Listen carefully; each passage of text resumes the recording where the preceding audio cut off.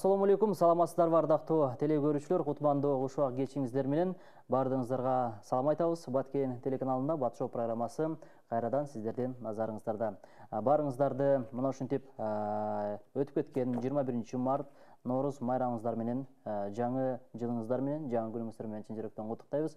Негизи Норуз майрамы бул жаңылануунун күнү деп коет. Андыктан ар бирибиз мына ушундай жакшы жаз айында, жаздын алгачкы күнүндө айында десек болот, ар бириңиздер жаңыланып, баягы урушкандар жарашып, кечиримдүү бололу ардактуу көрүүчүлөр. Анткени бул мусулмандын бирден бир парызы. Албетте баягы урушкан адам ушундай жакшы күндөрдө бул жарашуу эң сонун сооп иштердин бири десек жаңылышпайбыз. Андыктан келиңиздер ардактуу көрүүчүлөр, биз Бат Шоу программабызды баштайлы. Баарыңыздар экранга жакыныраак олтуруңуздар, башка каналга отурбой биз менен бирге болуңуздар. Биз болсо анда эфирибизди баштайбыз.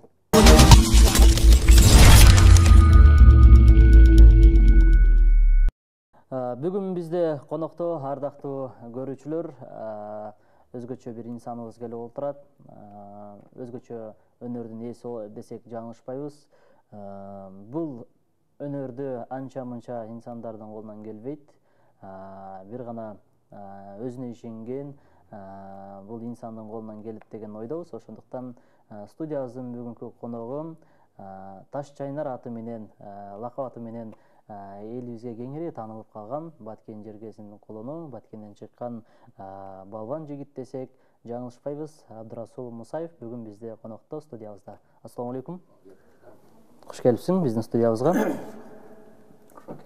Маанайлар кандай? Жакшы жүр. Ден соолуктар. Алгач эл журт менен амандаша алсаң. Ассаламу алейкум, урматтуу кыргыз элим жана Баткендик туугандар. Норуз майрамыңыздар менен куттуктайбыз. Чоң рахмат. Анда эмесе, Абдурасул мырза, биз сага эфирдин шарты менен бир аз тааныштырып кетели. Бүгүнкү эфирибиз өтө жөнөкөй эле. Баягы күтүлбөгөн жерден биз кызыктуу суроолорду берип калышыбыз мүмкүн, конкурстарды ойнотушубуз мүмкүн. Анан эфирибиз өзүң көргөндөй эле эркин, үйдөгү атмосфера дегендей, кенен отуруп, мына суусундуктардан ичип дегендей маектешебиз. Анда даярбыз, Анда Абдурасул, өзүң тууралуу биздин эфирибиздин шарты боюнча өзүң тууралуу биздин жалпы көрүүчүлөргө бир аз айтып берсең, канча жылкысың, кайсыл жердин кулунусуң, канча жыл туугансың дегендей. Мен өзүм Баткен облусунун Бужум айылынын тургунумун. Жашыбыз 29 жашап атат. Эки баланын атасыбыз. Дагы ошо үйтүн чоңубуз. Мектебинде эле окуп чоңойгонбуз, Бужумдагы айылында чоңойгонбуз. Ушул айыл жергесинде эле жүрүп, ушундай өнөрлөргө ээ болуп, элге таанылып дегендей жүрөбүз. Канча бир туугансың? Үйдө 11 тууганбыз, эң улуу мен. Кийин 3 иним, 6 карындашым бар. Жакшы. Анан мынакей ушул бир туугандардын арасынан өзгөчө бир өнөрдүн ээси болуп чыктың да. Бир эле ушундай өнөргө сен эле ээсиңби же дагы башка бир туугандар дагы ушундай өнөрлөрдү кылабы? Бул өнөрдөн бир эле мен, бирок үйдө дагы инилерим, эмелер колдонуп көрөт, банка-санкалар тиш менен ачып деген эметип көрөттөр. Негизи көп эме менен эметкен, мен зайым эткен. Кел ушул тууралуу сүйлөшөлүчү. Бул өнөргө кандайча аркалап калдың? Мынакей баягы өтө адамдын ден соолугуна зыян келтире турган нерселерди аткарасыңар да, түрүктөрдүчү. Кандайча бул идея сага келип, кимди көрүп ушул өнөрлөрдү аркалап калдың?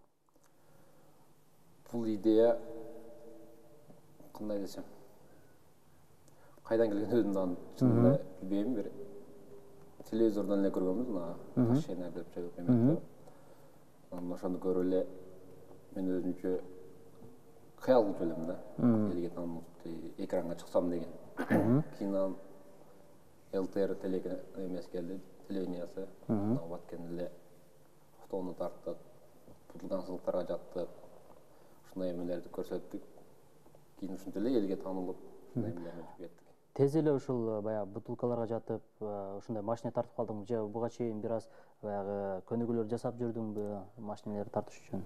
Ачыгын айтсам, бул нерсени мен башта уялчу элем элге тартуулашка. Анан эми кылган бутылка чайнап, жаткан эмесин чайнап, ушундай нерселер кылганмын. Анан машина эмелерди ошо бир эметип бирөөгө сунуштаган, ошо телевидение чакыргандан кийин эле ошо бир эле эме кылгандан кылдык, ошо менен колдонуп жатабыз. Себебин айтканда, жүрөк каалады ошол нерсени. Канча трюктү жасайсың негизинен? Негизинен Саны барбы мындай? Же саны деле жок эле ошо. көп эле? Көп эле. Эң олуттуусу кайсынысы баягы оор? Эми мындай караганда бардык эле оор. Анан мен Сен үчүн? Мен үчүн. Биз үчүн эми караганда оор эле бардык элечи? Мен үчүн деле оор. Анан ушундай камера алдында туруп эл турса, бардык нерсени унутулат да. Анан бир Кыйынчылыгы эстен чыгат. Сезилбейт дагы, билинбейт дагы. Кийин дагы билин элек. Мына шүгүр 36 заман. Денсаулык үчүн ушу күнгө келдим. Эми баягы сен эл алдына чыгып атканда уже баягы Ташжанар деген ат менен чыгып калдың да. Балким башкача бир атты ойлонуп көрөт белең. Мен эми бул ат жөнүндө ойлонбоп, анан көбү балбан деп эле сүйлөйт, ушул эле туура болсо керек. Ташжанар деп ошо биринчи чыкканда эл койду окшойт Ташжанар. Ошо ойдон Ташжанар болду экен. Демек биз балбан десек жарашат, Ташжанар эмес. Анда мына бүгүндөн баштап бүгүн студиябызда балбан жигитибиз Абдурасул Мусаев болууда. Абдурасул, мына баягы буга чейин канча тонналык унааларды сүйрөп жүрдүң, тартып жүрдүң? Тиш менен тартканым 2 чоң КамАЗ жүзүндө болду да. Фура эмес, беркиндеги кыскалары, бирок оор салмактагы. Анан чач менен тартканыбыз экранга берилгени мына Форд үлгүсүндө унаа болду, бирок жүгү менен болду. Анан мындай спор же болбосо өзүчө эме кылып КамАЗ унаасынан тартканбыз. Чач менен, Чач менен. Акыркы эмелерибиз ушу чач менен болуп атат. Көбүнчө азыр чач менен иштегенге аракет кылып атасың, Ушундай. Негизинен көбүнчө кайсыл дене мүчө менен баягы өнөрлөрдү кыласың? Ооз мененби, чач мененби, кол мененби? Баарын эле кылабыз, кол менен дагы тартабыз. Баягы машинага жипти байлап, жипке бычакты байлап, бычактын кынынан кармап тартып, анан ооз менен деле кылабыз, чач менен, ушул сыяктуу эмелер менен. Жакшы, анда азыр биз мисалы буга чейин дагы мына ушул сенин өнөрүңдү көрүп келгенбиз, баягы унааларды тартып, анан баягы ушул бутылкага сындыгына жатып, үстүнө адам көтөрүп, ошондо баягы коркпойсуңбу, ушул баягы бутылканын сындыгы сайылып кетет деп? Себеби сенин үстүңдө дагы бир канчалаган оор жүк турат, инсандар чыгат. Ошондой ойлор болобу? Эми айтып атпаймынбы, ушу мындай караганда коркунучтуу болот, оор көрүнөт. Анан ошону кылам деп максат коюп барып баштаганда, эл чогулганда, камералар турганда бардык нерсе эстен чыгат, бирок негизинен ошол оюнга, ошол ишке кирип кетип атканда менде сайылып калат деген ой болбойт да. Түлкө буюрса жакшы болот деген ой менен киребиз. Ушу күнгө чейин Кудайга шүгүр бутылканын үстүнө жатып унааларды өткөздүк. Сен айткандай оор салмакта балдар чыкты. Кудайга шүгүр ушу күнгө. Билишимче жатып алып үстүндөн унаны да өткөрдүң болуш керек, Жакшы. Анан ушул өнөрүнүн аркасынан бир жаракат алып калган күнүң болду? Ушу күнгө чейин боло элек го. Болду эле, Бир өнөрдүн биздики токтоп калган эле жери кичине поддержка болгондуктан туруп турат да. Буюрса дагы кайра улантабыз. Ушул тууралуу сурайын деп аткам. Ошол акыркы учурда эмегедир баягы көрүнбөй койдуң, ушул элдер дагы баягы бир сенен дагы бир өзгөчө бир трюктарды күтүп атса керек. Анан ушул жаз алдында эми кандай трюктарды бир өзүңдөн чыгарып бир трюк көрсөтөйүн деген ой барбы? Ооба, буюрса мына телефондон же болбосо сен айткандай көп жерге барганда эле көрүнбөй кеттиң деген суроолор берилет. Анан буюрса жаздын алдынан жакшы бир оор салмактагы унааларды чач менен тартып, анан ишкери колдоочулар эметип калса, иштери жүрүп калса, Москвага барып дегендей эмелерден өтүп келсек, анан жакшы эмелер киргизебиз. Ушул өнөрүн аркасынан сынактарга катыштыңбы? Сынактарга жок катышпадым. Эмеге барып келдик, ошо Бишкекте таш нермели болгонбуз. Сынактарга буюрса эме. Азыр биз мындай кылалы, биздин алдыбызда дагы элдерибизге, көрүүчүлөрүбүзгө баягы ишеничтүү болуш үчүн азыр бул жакта кадимки эле грек жаңгагы, жана ошондой эле бутылканын сыныктары турат, ардактуу көрүүчүлөр. Азыр биз алгач жаңгактан баштайлы. Бул жаңгакты кандай ооз менен жагып беребиз ушунда? Бул жаңгакты тиш менен жагабыз. Бир өзүң көрсөң, анан калганын биз аткарабыз да. Бул кадимкидей эле жаңгак, ардактуу көрүүчүлөр. Мынакей, болгондо да чоңураак жаңгактар экен. Чындап эле негизи бул жаңгактын түп сындырып неме кылабыз, Ал эми азыр Абдырасул болсо, бул жаңгактын канчосуну тиш менен чага беребиз, канча эле болсо, анан бир азыр эфирге бир 3-4 чагып беребиз да. Анда бир убакыт белгиленеби же убакыт белгилебей эле неме кылабыз? Убакыт белгилебей эле эметели, анан убакыт белгилеш үчүн көп жаңгак болуш керек да. Азыр аз эле.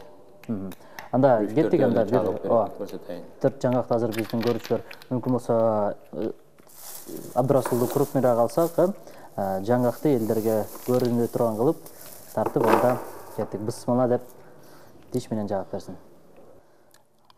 Мынакей саат. Абдырасулдун тиштери чындады азыр. Жаңгактарды мынас.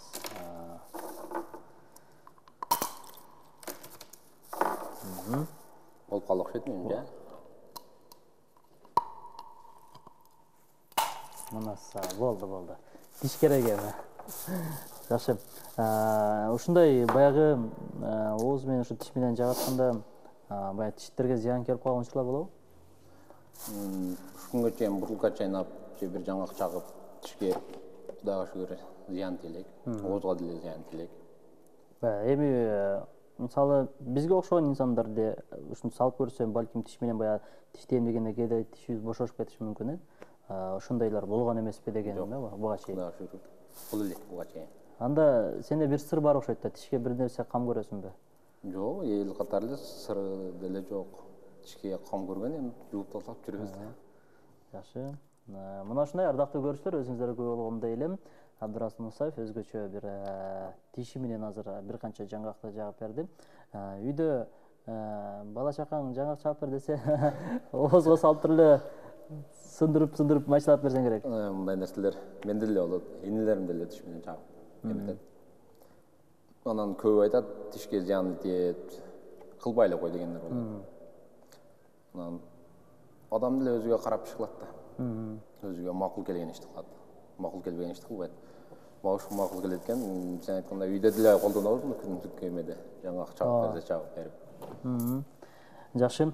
Ардактуу көрүүчүлөр, биз болсо улантабыз эфирибизди алдын көздөй. Эгерде кимде ким жаңадан кошулган болсо, анда сиздер Баткен телеканалында Бат шоу программасын көрүп атасыздар. Биздин эфирибиздин жүрүшүндө эми Абдырасул буга чейин айтып калды, ошол Бужум айылында, Бужум мектебинде окудуңбу? Ооба. Ошондо азыр бизден да сага күтүлбөгөн суроо бар. Анда ушул Бужун деген мектеп азыр мына кандайча Бужун деп аталып калган? Бужум деп аталганы бул илгеркилердин сөзү боюнча Бужумда Бужугун деген терек бар, көп болчу экен да. Ошондон Бужум деп аталып калган дейт. Биздин эме укканыбыз ушундай. Эң туура. Ардактуу көрүүчүлөр, эгерде билбегендер болсо айтып коелу. Бужун деп аталган себеби Бужугун деген сөздөн алынган экен. Бужугун терек дейт, көп бутактуу жапайы терек дейт. Мурда биздин кыштагыбыз жайгашкан аймак эң талаа болуп, ылдый тарабына муздак булактар агып, жана ошондой эле саздагыраак болгон дейт. Мына ушулдун себебинен Бужугун жана ошондой эле Бужун деп аталып калган экен. Азаматсыз туура Бул маалыматты биз жакында эле ушул мектепке барганда мен алып калдым эле. Ушул эмне себептен ушул көп инсандар баягы бужум деп мысын да кошуп айтат, кээде бужун да айтат. Ошондуктан туура айтылуусу бужун экен. Азаматсыз. Анда мына ушундай күтүлбөгөн суроолор дагы бар. Азаматсыз, биринчи сурообузга так туура жооп бердиңиз.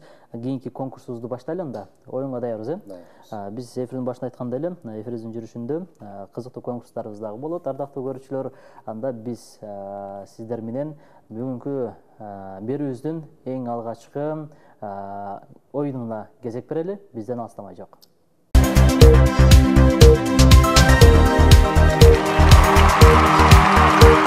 Мынакей ардактуу көрүүчүлөр, анда эмесе биз бүгүнкү программасынын эң алгачкы конкурсуна кезек келип жетти. Анда Абдурасул, мен сага бир аз тааныштырып кетейин. Оюнубуздун шарты мындай. Азыр мен сага бул жактан бир канча сөздөрдү айтам. Оозумдун кыймылы менен мен эмне деп аткан болсом, сен жооп бере беришиң керек. Албетте кулагыңда наушниктен музыка жаңырып турат. Мен сүйлөгөнүмдү сен укпайсың, ошондуктан оюңа эмнелер келген болсо айта бересиң. Укпайтам дебейбиз, ачча сүйлөбөйбүз, анан башты ийип жооп бербейбиз. Жалаң гана эмне ой келген болсо айта беребиз. Даярбыз, Даярбыз. Анда конкурсубуз башталды, ардактуу көрүүчүлөр. Кулагында музыка жаңырып турат. Эң алгачкы сөзүбүз болсо качок. Ашк. Качок. Ачуу. Качок. Ашуу. Качок. Качок. Качок. Варианттар барбы? Качок. Качок. Күчтүүбү? Жок, качок. Кийингиси. Качок. Качок, качок. Качок. Качок. Называется. Наушник. Наушник. Ооз. Наушник. Наушник. Жакшы. Балта. Машина. Балта. Балта.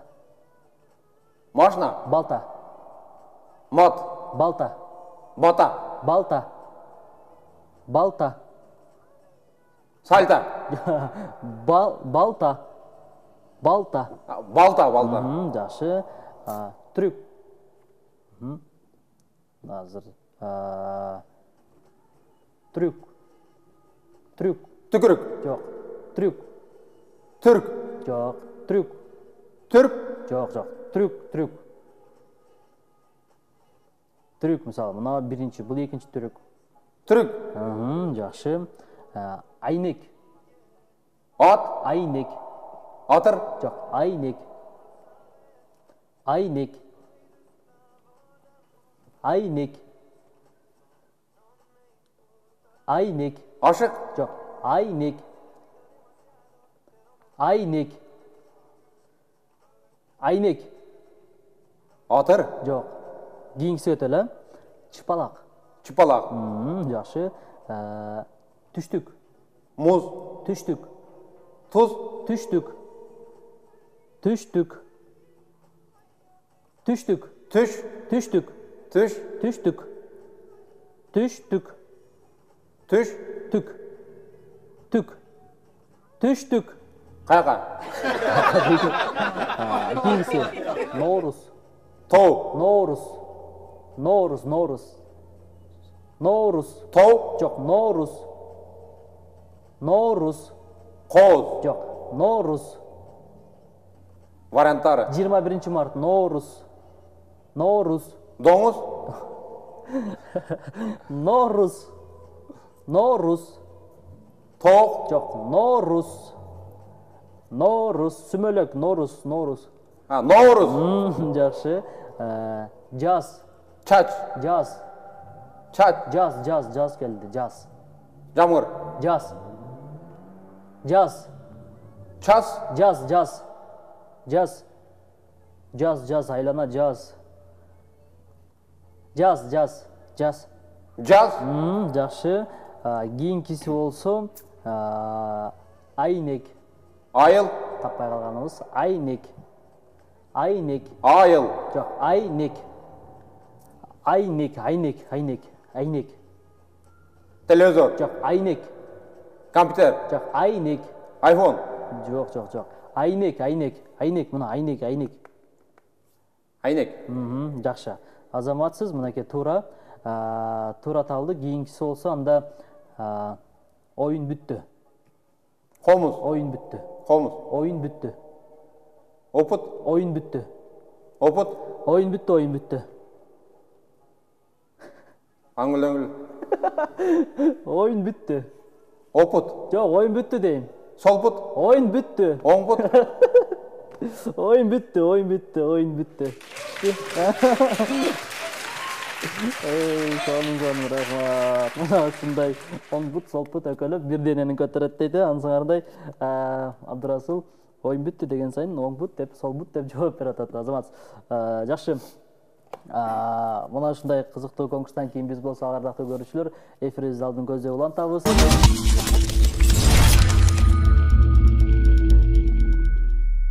Анда Абдырасул, ушул буга чейин ушул сен өнөрүңдү көрсөтүп, мына эл алдында бир-эки түрктөрүн көрсөтүп калдың дегенде, буга кандайдыр бирөө жардам бердиби анда? Азыр буга чейин айтып калдың ушундай колдоочулар болбой атат деп. Буга чейин болду эле? Буга чейин эле болгон эмес, буга чейин эле ошо ата-энемдин эле жардамы менен эле чыгып келатканбыз. Ушул өзүңдүн ушул түрктөрүң арасында өзүң чыгарган түрктөр барбы? Канчасы бар дегендей? Эми өзүм чыгарган түрктөр деле азыр жок. Мен өзүмдүкү деп айта албай эле калган замандадыр. Бир болсо бир кылып атат. Анан Кыргызстанда мен билгенден чач менен тарткан мен эле болушум керек. Азыр эми да чыгыптыр деп атат, бирок көрө элекмин, анын видеолорун эле өзүм деле көрө элекмин. Ошондо чач менен тартканда кандай чачты өстүрүп алып, анан чачтарга жипти байлап, чачка жипти кошуп өрдүрүп, ошо өрүлгөн жипке унадан келген жипти кошуп байлап, ошол аркылуу тартабыз. Ошондо кандай бир баш бир баягы оор жүктү тартып атканда кыйынчылыктар болбойбу? Кийин уже тартып өткөндөн кийин баш ооруп дегендей, жүрөк айланып, көз тегеренип. Андай деле болбойт, бирок сага окшоп көптөрү ошо чач менен тартканды баштап баратканда мыскылдап күлгөн. Териң сыйрылып калып кетпесин деген сөздөр болгон. Чачтар жуулунуп кетпейби? Жуулунбайт деле, ошол кандай өрүлгөн болсо, кийин ошондой эле кайра чечип алабыз. Жакшы. Анан мынакей ушул атайын бир ушул түрктөр жасаар алдында бир ден соолукка кандайдыр бир аракеттер кыласыңбы, көрөсүңбү мындай кам көрүп дегендей? Ден соолукка деле кам көргөн ушул физически деле эмес, ушу күнүмдүк эле эме менен жүрөбүз. Анан ден соолукка кам көрүү, туура тамактануу болсо керек менимче. Анан химически деле баягындай эмелер колдонбойбуз да. Өкөл алып, ичине ооруп, сыркоолоп калса өкөл алып баягындай эмес, сүт ичип, ушундай жолдор менен оорудан чыгып кетебиз. Ошол бойдон ден соолукка туура тамактанып, туура. Демек, ооруп калсаңыз, баягы дары-дармексиз эле натуралдык деп коебуз, натуралдык тамак аштар менен эле айыгып кетебиз. Жакшы, андан ушул үйдө мына эки уулдун атасымын деп калдыңыз. Ушул алар дагы бир кандайдыр сен өнөрүңдү байкап калып, ушинтип кайталайбы? Чоң уулум 3-тө азыр, 3-тө. Анан кичинеси 1 жашта. Чоңу ошо мен алардын алдында мындай нерселерди кылбайм, чайнап, анан баягындай эметпейм. Бирок чоң уулум мен кылганды кыла берет. Ошо эми мындай жумуш жактан алганда кетмен чапсам кетмен чабат, отурсам отурат, турсам турат. Азыр деле бул жака келип жатканда ыйлаган бойдон кылган. Негизи мындай нерселерди мен балдарыма көрсөтпөйм, жашталарга. Эгерде кийин баягы чоңойсом, ушул мына балдарымды баягы мен жетпеген ийгиликке ушулар жетсин деп, ушул сен өнөрүңдү аркаласа каршы эмессиңби? Эгер өздөрү эметсе каршы эмесмин. Сен айткандай ушу мени эмемди ийгиликтерге жеткизем деп эметсе каршы эмесмин. Жакшы. Ардактуу көрүүчүлөр, анда биз болсо мынакей өзүңүздөр көргөндөй эле эфирибизди улантуудабыз. Баткен телеканалында Бат шоу программасы. Бизде конокто өзгөчө өнөрдүн ээси Балбан Абдырасул Мусаев болууда. Биз болсо алдыны көздөй улант беребиз. Сиздер бизден алыстабай биз менен бирге болуңуздар. Анан алдыда кандай да пландар болуп атат? Алдыда пландар эми ушул бирден бир эле планыбыз ушу Москвада Интаславаны сүйлөшсө, ошого барып келсек деген эле пландар. Демек, ошол жакка азыр сүйлөшүүлөр болуп атат, ооба сүйлөшүп. Буга чейин ушул Кыргызстанда болуп аткан ушул баягы Кыргызстанда деле ушундай долбоорлор болуп өттү. Ошого да катышып көрдүңбү?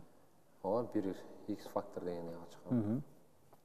Ошол биринчи турдан өткөнбүз, экинчи турунан кулаганбыз дегендей.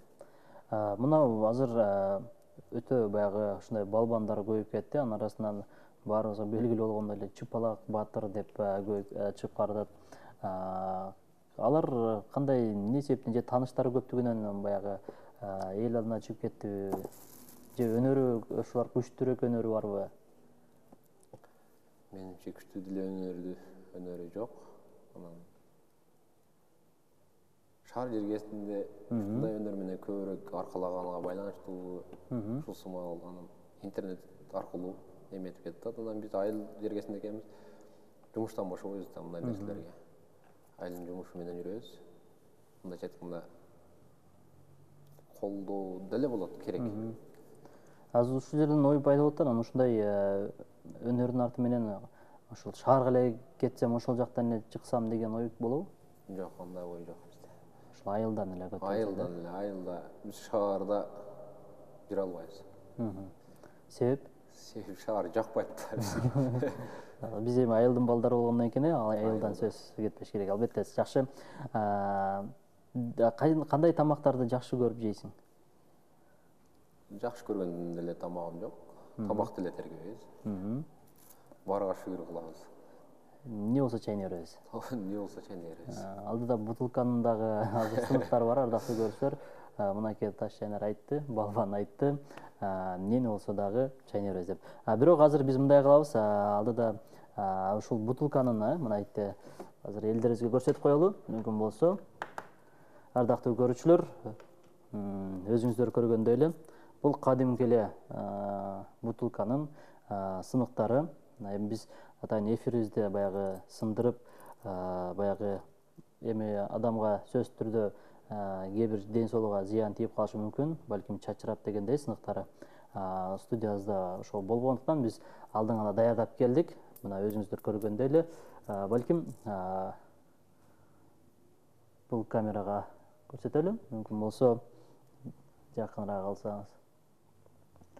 Кадимки эле бутылканын сыныгы, ардактуу көрүүчүлөр. Мынакей. Көрүнүп болуш керек менимче бардыгына. Азыр эми ушул бутылкалардын сыныгын Абдырасыл мырза кандай кылабыз? Ошондо тиштер менен чайнап майдалайбыз. Майдалайбыз. Ошондо баягы майдалатканда тиштердин арасына кирип кеткен учурлар болобу мындай?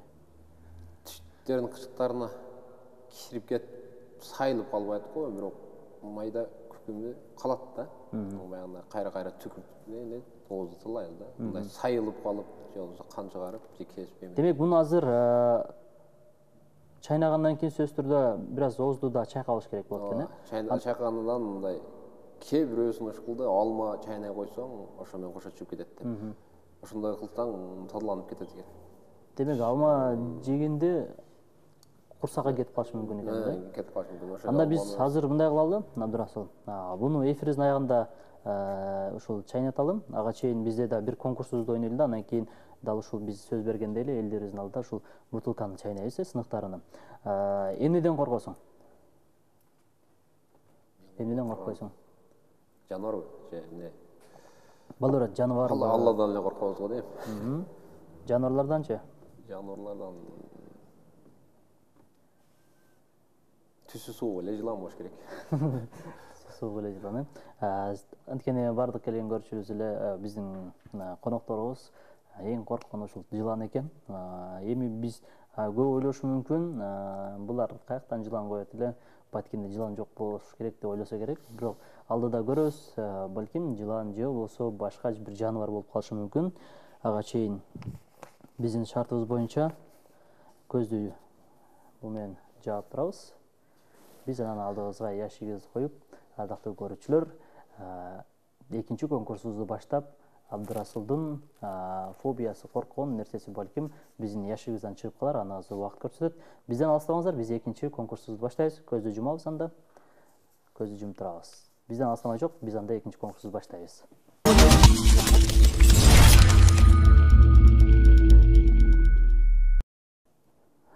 Ардактуу көрүүчүлөр, анда эмесе биз конкурсубузду баштайлы. Абдырасул, көздү ача берсең болот. Оюндун шарты боюнча азыр бул кол салган жерге көз чаптырбайбыз. Болгону экранды карап, анан ушул ящигибиздин ичинде эмне бар экенин сен бизге колуңдун манжалары менен салып билип таап беришиң керек. Даярбызбы? Даярбыз. Анда эки колду акырын салабыз, камераны карайбыз. Эмне экенин таап беришибиз керек. Бысмыла деп, акырын эле. Этият кылабыз. Этият кыл. Бул жака жылдырт, бул жака жылдыр. Мына оң колдун жылдырабыз, оң колдун астында турат, оң колдун астында. Жок, качты. Кетип атат ошол жака. Салабыз. Этият кылабыз. Не болушу мүмкүн? Мен айткан нерсени салган. Камераны карайбыз. Этият кылабыз. Тиш суук жылан сагансыңарбы дейм да. Мына ортого жыйылды. Этият кылабыз. Дегесек. Чочуса балким тиштеп алышы мүмкүн, жыландар, ошондойбу? Чочуса. Тиштейт да. Тиштейт, Бирок бизге берип атканда тиштебейт деп берген. Колго үйрөтүлгөн деген да. Этият кылабыз.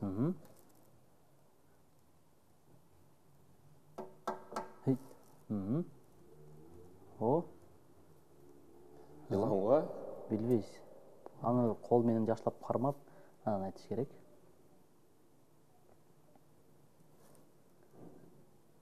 жылан. Резинка жылан экен.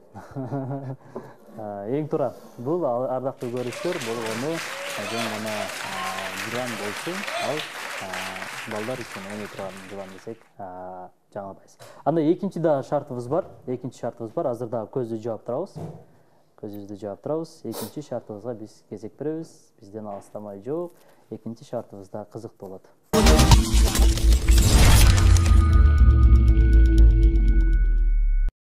Биз болсо, ардактуу көрүүчүлөр, ящиктин ичине экинчи нерсебизди салдык. Анда Абдырасул даяр болгон болсо, көздүн ачып, ящигибиздин ичинде эмне бар экенин бизге дагы колдор манжалар менен билип бериш керек. Камераны карайбыз дагы.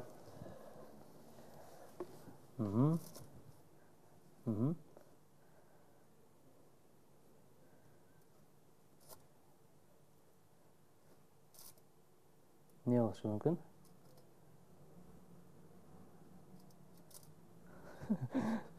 Пакетке бирдемке камап салгансыңар. Колду сала беребиз? Жаңы эле. Жок, этият кылабыз. Бул биз эми биринчиси мына жөн гана көрүүчүлөргө айтып коелу, бул жөн гана баягы оюнчук. Ошону январдан эле салып койгонуңарбы? Билбейм, эми айта албайбыз анысына. Этият кылып таап беришибиз керек. Чыгарайын дейсиң пакеттин ичине. Бир нерсе ойго келип атабы? Эмне экени? Ой, жылан го дейм. Жылан биякта мына. Ошонун жандыгын салып койсоңарбы дейм. Бери берек да. Жылдырабыз колду дагы жылдырабыз. Жылдыра беребиз.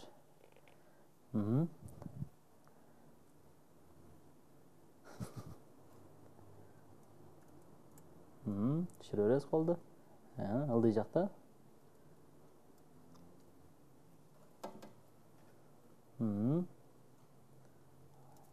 Жакшы. Ошо ичинде? Ичинде, пакеттин ичинде. Пакет бекен мына?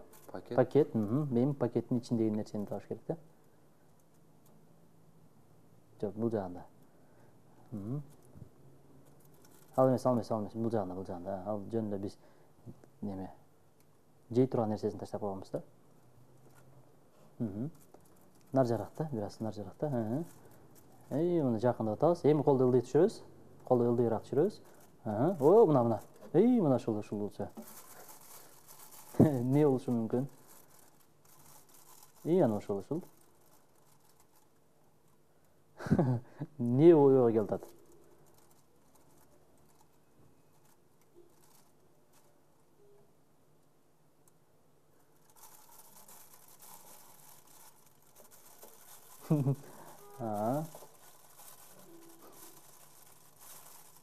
Бірдесі ойға келді ау, не екен? Сүмелек ойға келді да. Ейтет қылауыз?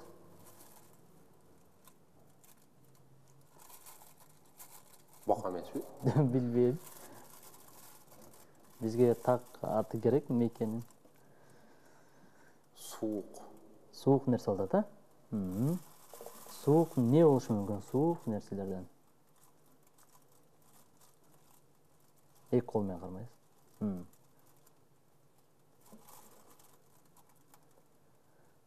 Жануар ма? Шарт еле қармақ па. Жоқ, айта алмаймын жануар деп. Деп қойым да. Не ол? Жылан. Жоқ. Жылан. Әрекет қып көр. Жылан суық болашында,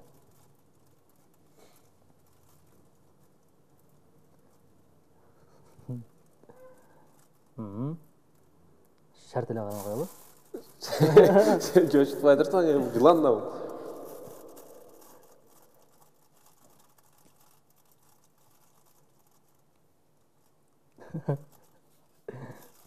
Не ойға келді аты? Екі қолы қармайсың әмі? Екі қолып сұрас қармайды? Қармайсыз, екі қолып. Қалтырып айлы қармай әмі, екі қолып. Не олшы мүмкін? Ойғым не келді? Жылан же бақа? Жылан же бақа, бір дағы әрекет қып көрбелі өңді? Жоқ, суық екен, жылан же бақа. Аяғына чағып көрді әмі ойынды? Балбандар өзім қорқпаса керек жыланнан дағы. Не қорқпайды екен? Балбандар әмі күшті болта, жыланды да тіштеп, шындай қармақ алып шығып. Тіштегенге шейін тіштеп шетті. Алып шығып тұрлы тіштеп. Ичи жағында, пакеттің ішінде, бұл жағында. Бұл жағында.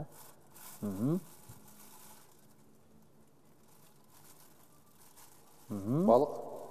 Жоқ, балық емес. Башқа нәрсе. Айта албайсыз не екенін? Ет? Не болшы мүмкін? Көш? Ет, ә? Ең тұра, бұл ет болшы. Азаматсыз қолчағалар болсын. Ең тұра, бұл чынымдале. Абдырасыл мырза бұл қадимкеділе. Біз пакет жатайын жалып қойдық, біраз да болса да қорқынышты болсын деп. Ең тұра, бұл албетте тұрмыш тіршілікте қолданушы ет болшы. Азаматсыз бар болыңыз, етілі ойкелдесір мүнше, жылан бақа деген. Суық болып атты да. Ана шынай ардақты көрсіздер, анда бізден астамай жоқ. Эфирізді аяқтап баратат. Азыр алдыңғы мүнеттерде біз сіздерге сөз берген дейлі. Ең баяғы олуты деген түрікка кезек береміз. Албетте, Абдырасыл сіздерге болшынша әрекет қылады. Бутылканың сынықтарын тиштен жардамымен чайнап бөліп бергенге. Андықтан сіз бізден астамаңыз.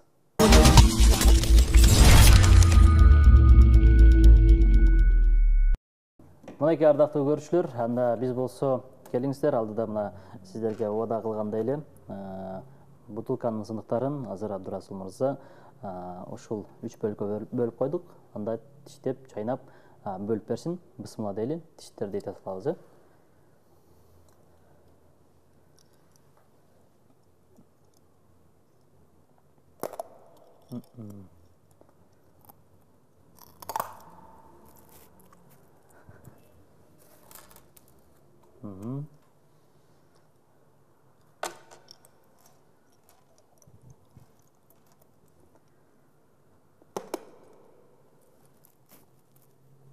Жүтерсе болады дальше.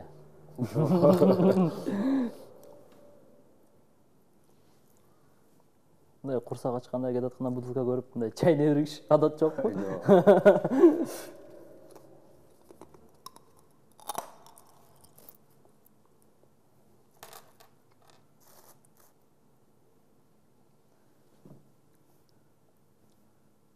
Болды ашеті? Болды. Мұна шындай ардақты көрушілер, қарап көрсеңіздер де болады.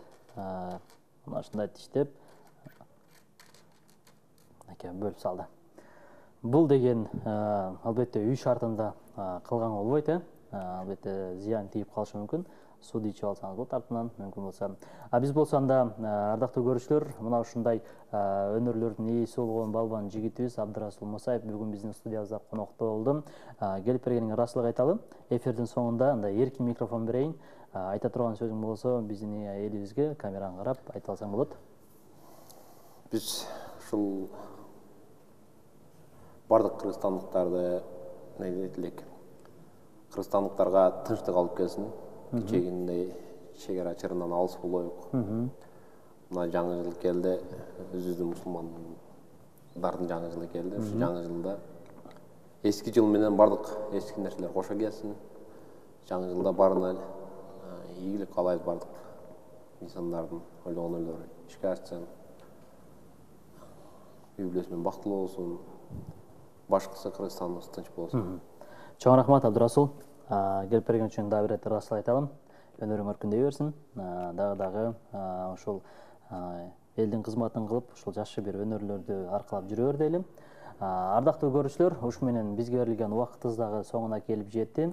Жалпыңыздарга чоң ыраазычылык айталы. Бүгүн биздин студиябызда конокто көптөгөн өнөрлөрдүн ээси, балбан жигитибиз Абдырасул Мусаев болду. Жана ошондой эле эфирди алып барган аты жөнүм Расул Акматов болду. Келерки жумада дагы биздин сыйдуу конок менен сиздер менен көрүшкөнчө деп коштошуп калам. Аман туруңуздар, көрүшкөнчө саламатта калыңыздар.